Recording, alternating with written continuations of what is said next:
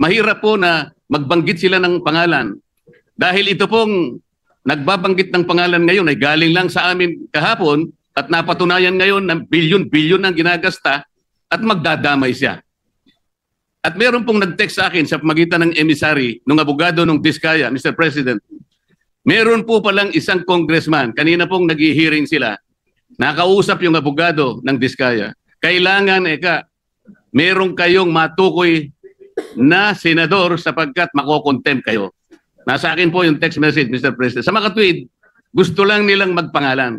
Hindi po mabuti yun. Kailangan po, sa tulong na rin po ni Senator Lacson, total naumpisan na yung mga contractors, naumpisan na itong mga kawani at opisyalis ng TPWH na talagang kandidato na po talaga sa impyerno, matukoy po talaga kung sino-sino po yung palaging kausap ni Yusek Cabral na sila po yung sindikato dito. Para po yung walang kasalanan ay huwag pong madamay. Maraming salamat po, Mr. President. Salamat po, Your Honor.